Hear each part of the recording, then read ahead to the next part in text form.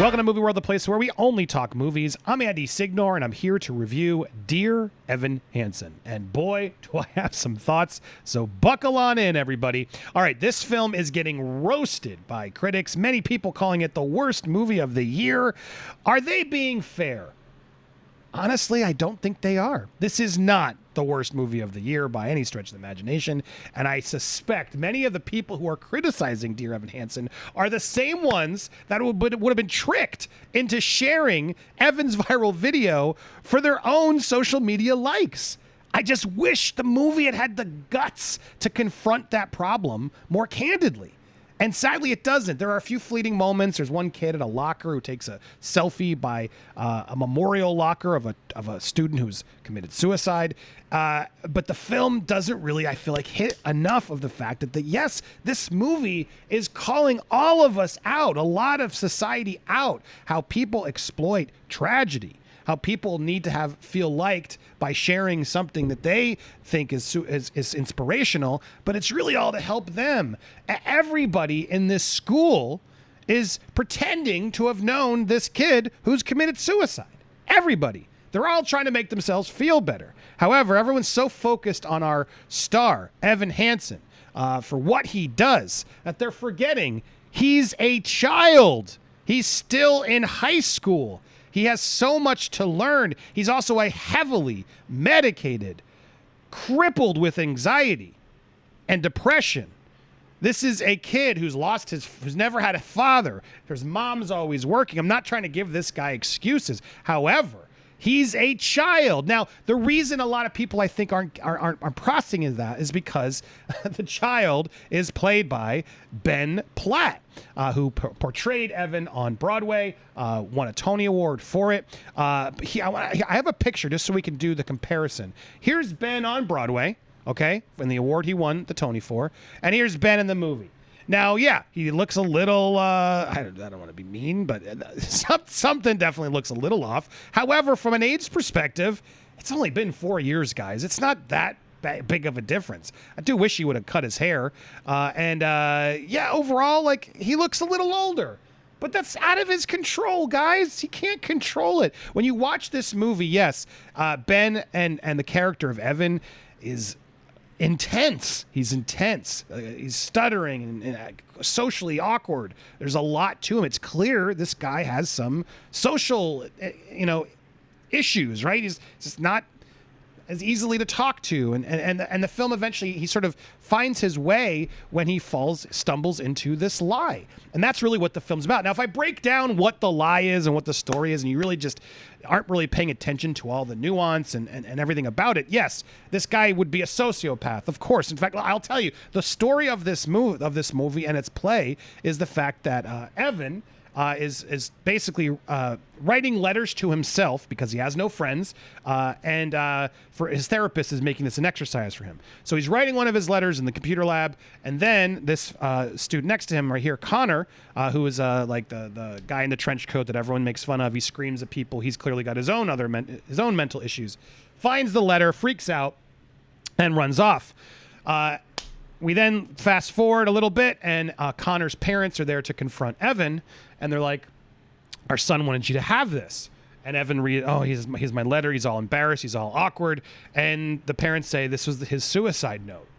And so the plot of the movie starts right there, where Evan is thrusted in this thing, and then begins a web of lies, pretending to be this kid's best friend.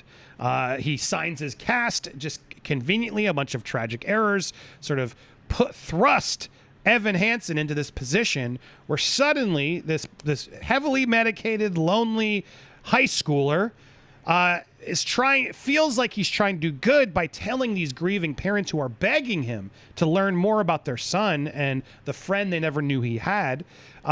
He takes the bait. And he does it, and he goes for it, and he spirals down and basically lies to everyone, pretending to be this guy who commits suicide's best friend, prompting letters, etc.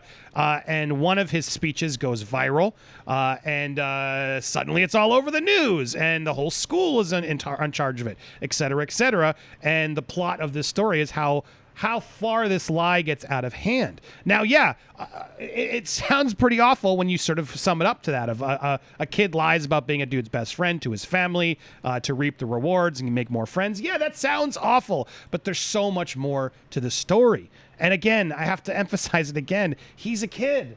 He's a kid, guys. So you're either going to be on board with the plot or you're not. And if you're not, you're just going to constantly consider it cringe and roll your eyes and go, this is unbelievable, blah, blah, blah, blah, blah. And that's where the disconnect, I think, for a lot of people are. Now, I had some problems with this movie, and I'm going to break down my thoughts, but I want to sort of sum up the big commentary that's out there. Because, look, I see this. This is from the New York Times, and they want us to not only sympathize with this character, but ultimately forgive him. It's a very big ask. I see this and I'm like, you are the problem. You are the problem, dude. You can't forgive him? You're not the mom. This is a fake character. This character doesn't exist.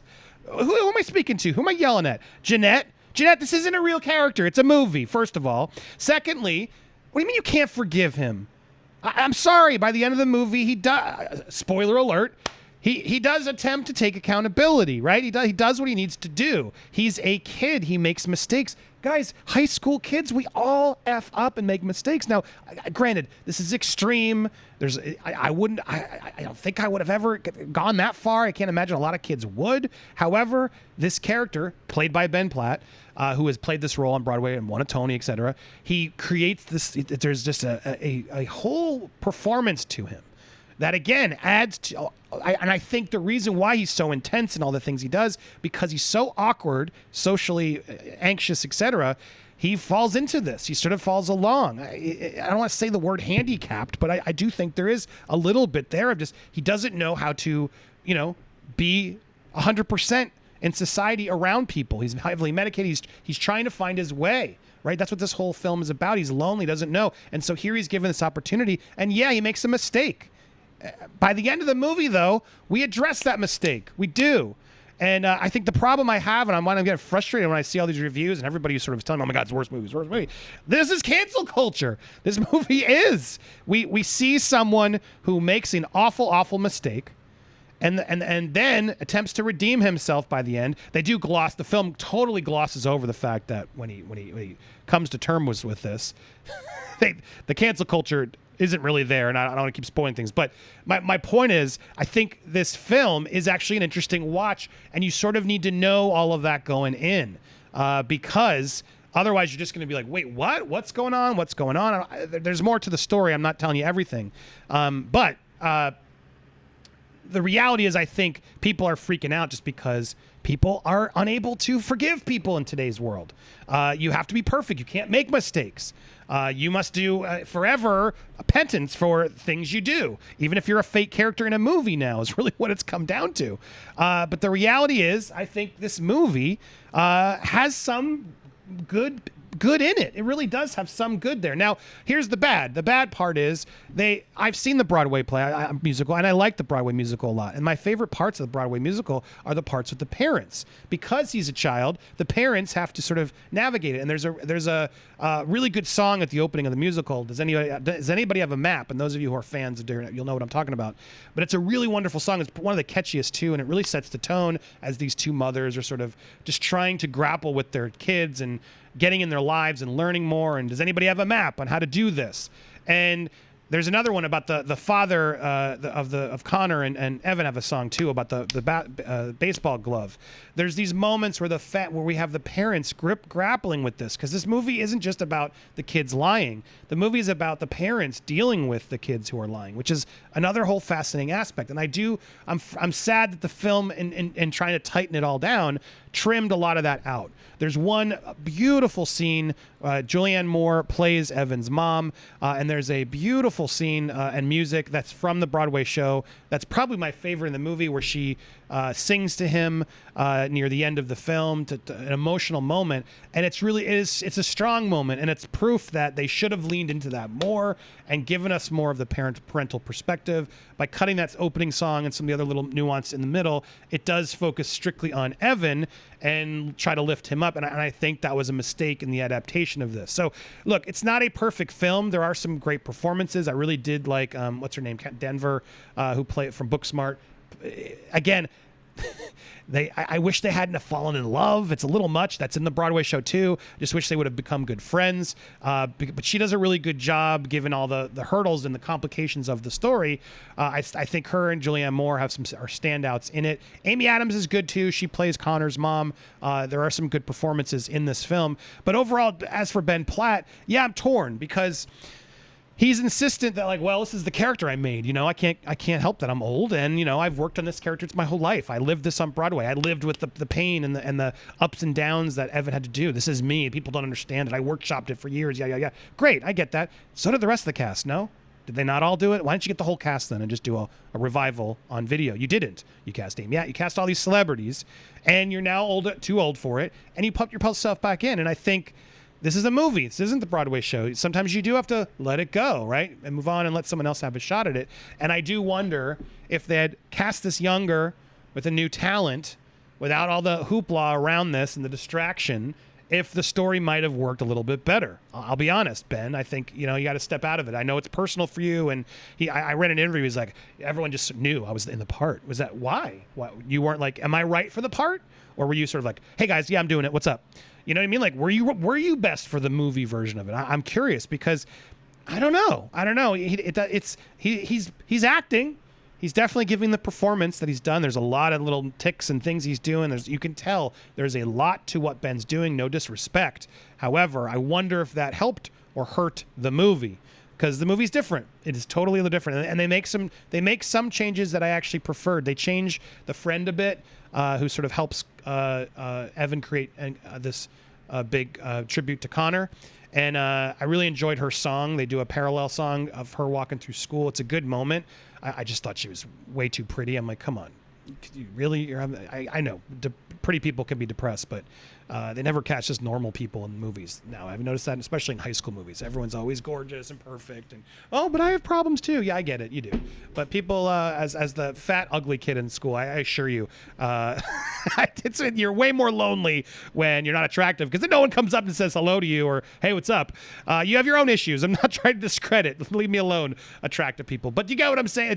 It's a trope, and I'm just annoyed. She's great. She's beautiful. But anyway, as the film progressed, she does have a good moment. When she sung, I really liked that scene, so props to her. I don't know the actress's name, but I like that. And the friend, he's just he's the jerk of the movie. Honestly, he knows he's a jerk. He doesn't have all the social disorders. We don't know a lot more about it, but he's sort of the friend, but then won't even acknowledge to Evan that we're just family friends. But then he's sort of a comic. He's like the sarcastic comic relief. But yeah, the movie does a good job at sort of shining the difficulties of high school, the hurdles of everybody has.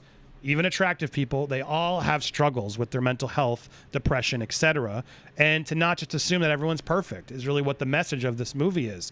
As the theme of it is on Broadway, you will be found. That's what it's about. That's where I think this movie still succeeds. It's a really strong, important message. If you can get past all the drama of the plot and the age of the actor, etc., it is a really inspiring movie for people to realize they're not alone. And we can stand up together. Now, at the same time, I just wish they had really honed in on sort of the exploitative nature that society has in pretending to be friends with this kid only after he was gone to all feel better about themselves. That's a problem that happens a lot. Everybody's guilty of what Evan did. Evan just did it way too extreme and betrayed the trust of the family, etc. But in the end, he was trying to do what was right for them. He thought he's a kid. Again, kids make mistakes. Humans, adults, we all make mistakes. God forbid. What a thought. Oh my gosh, can we ever be forgiven? I don't know. Apparently, Jeanette doesn't forgive anybody, even fake characters. But I think that's really where this movie is interesting, of this idea of, when you really screw up, how do you get through it? There's a lot there that I wish they would have dealt with a little bit better for me. But overall, I got to say, this movie, it's not perfect by any stretch of the imagination, but it's not the worst movie of the year. This is a solid 5 for me. I do like some of the songs. The songs are written by the same guys who did La La Land and Greatest Showman, which is still one of my favorites, my favorite of that year. So overall, it's fine. The director's trying, but a lot of it's sort of obvious choices he makes. But overall, I didn't despise it. maybe 4.5. It's right in the middle. It's not. Cats, guys, is so much worse. Cats is so much more embarrassing. This is just a complicated plot, a complicated movie to adapt from stage, especially. And I think times have changed a bit.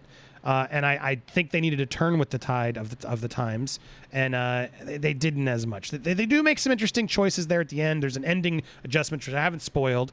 Yes, he does take accountability. I think it's worthy you know that. Otherwise, you're just going to be constantly like, this guy.